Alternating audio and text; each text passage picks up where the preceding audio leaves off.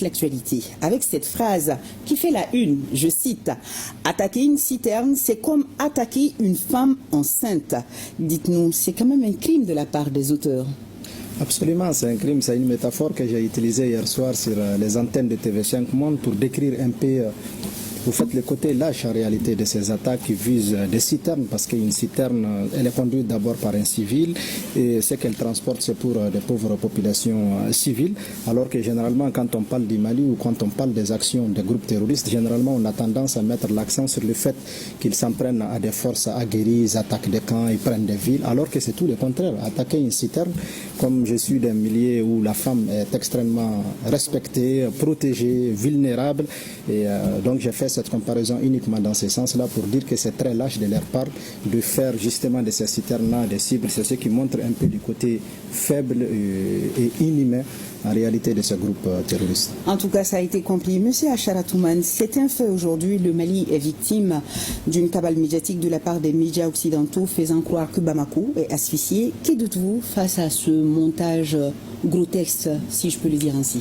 Il est très grotesque parce que tout simplement, il ne repose absolument pas sur la réalité. Aujourd'hui, malheureusement, notre pays, comme certains de nos voisins, comme le Niger et le Burkina Faso, nous sommes victimes de ce qu'on appelle, entre guillemets, la guerre informationnelle. Et la guerre informationnelle, c'est gagner sans combattre, et c'est en utilisant l'esprit de nos populations comme un champ de bataille. Je m'explique, parce qu'aujourd'hui, qui connaît la réalité au Mali, c'est en réalité que Bamako est très loin d'être une ville non seulement qui est sous blocus, mais non plus qui ne peut même pas être pris par ce groupe-là, parce qu'ils n'en ont pas la capacité militaire, ils n'en ont pas les moyens et ils n'en ont pas tout simplement la capacité. Et au-delà même de Bamako, aujourd'hui, quand vous regardez l'ensemble du territoire national, que ce soit à Kida, la Ménaka, Gao, à Tombouctou, je ne connais pas un chef-lieu de région qui échappe au contrôle de l'État malien. Et en plus de cela aussi, nous, on ne peut pas être assiégés, nos villes ne peuvent pas être prises par des gens que moi j'appelle des fugitifs, qui passent leur temps à se cacher, qui n'ont même pas de vrais noms, qui tous s'appellent Abou ceci, Abou cela.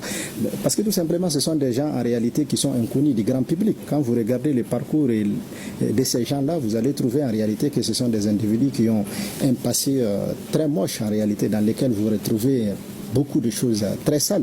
Et c'est pour ça aujourd'hui, cette guerre informationnelle à laquelle notre pays fait face, ce n'est pas seulement la responsabilité des autorités maliennes d'y faire face, ni de la presse seulement, mais c'est l'ensemble des concitoyens maliens aujourd'hui qui doivent prendre acte et conscience en réalité de ce qui est en train de viser aujourd'hui notre pays et nos concitoyens. Parce qu'à travers cette... Oui, et quel doit être notre comportement dans ces cas? Parce que vous venez de le dire, les Maliens, la presse, la population, pour soutenir les autorités de la transition. Qu'est-ce qu'on doit faire? Justement, c'est d'abord prendre conscience qu'aujourd'hui, toute cette cabale médiatique dont on est victime, ça vise d'abord à prendre notre État et à le détruire. Et comment ils vont le faire? Ils vont le faire en séparant d'abord les populations de leur État, les populations de leur armée, les populations de leur élite, les populations de leur administration.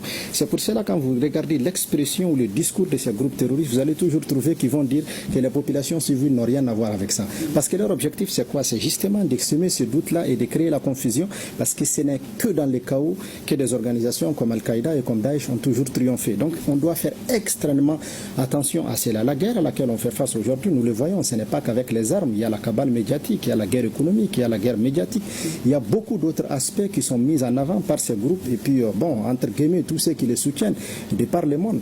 Et on ne doit pas aussi se laisser distraire par des experts que moi j'appelle des experts virtuels, c'est-à-dire des gens qui veulent relayer la réalité dans nos pays, la réalité que nos populations sont en train de vivre à travers des réseaux sociaux, à travers des mensonges grotesques. C'est pour cela que je dis que la responsabilité, elle est partagée. On ne peut pas laisser cette guerre seulement aux militaires, ni aux journalistes, ni tout le monde a un rôle à jouer dedans. Les journalistes ont un rôle à jouer dedans, les chefs de tribus, les chefs de fractions, les notabilités et les chefs religieux.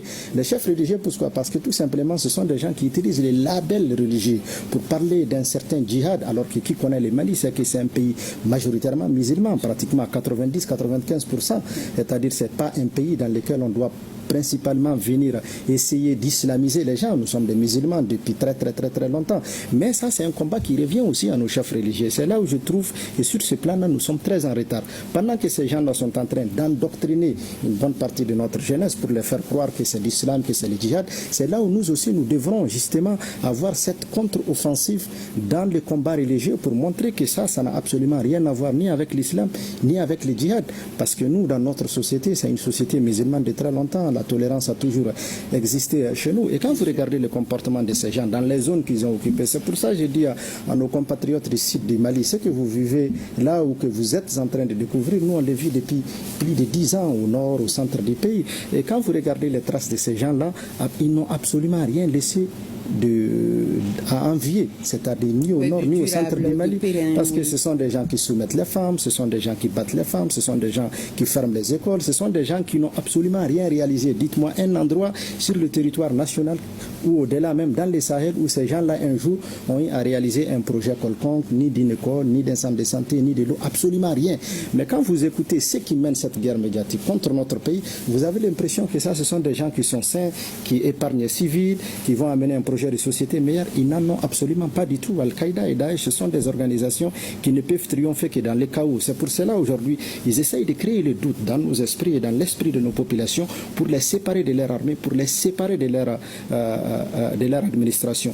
Et ça, on doit absolument les rejeter et les combattre avec la plus grande fermeté. Parce qu'aujourd'hui, notre union, c'est ça notre force. Aujourd'hui, si nous arrivons à aider nos forces de défense et de sécurité, à aider notre administration, à aider nos autorités, et que les notables, les chefs, les élus, que chacun joue son rôle, en ce moment-là, on pourra venir à bout de cette menace-là. Tout à fait. Alors, vous l'avez certainement suivi également dans notre journal de 20h. Hier, l'appui du Niger au Mali, plus de 80 citernes qui ont été convoyées par la force unifiée à destination de Bamako.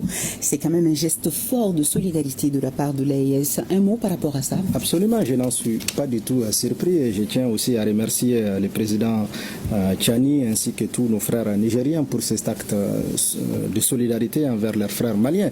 Et c'est justement ça l'esprit de l'AES. Je l'ai annoncé même hier dans mon interview. Et ça exprime justement le fait que l'AES aujourd'hui c'est une réalité et que nous sommes effectivement solidaires les uns des autres.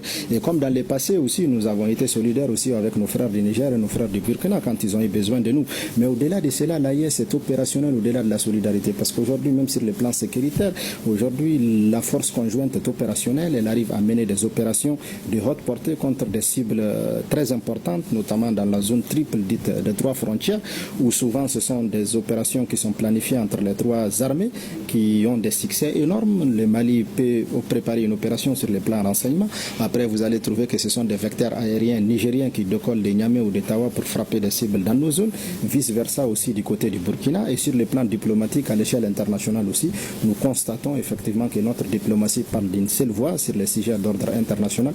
Donc tout cela, en réalité, confirme aujourd'hui que l'AES est une réalité. Et c'est quelque chose que nos populations doivent accompagner, doivent soutenir, parce que notre salut viendra de là. Pendant très longtemps, nos États ont été victimes justement de cette séparation entre ces trois États qui, en réalité, ont les mêmes problèmes sécuritaires, les mêmes problèmes politiques, les mêmes défis de sous-développement et tout ça. Et aujourd'hui, le fait qu'on arrive à créer cette synergie d'action dans tous ces domaines-là, ça va nous permettre de transcender beaucoup de problèmes auxquels nos populations font face.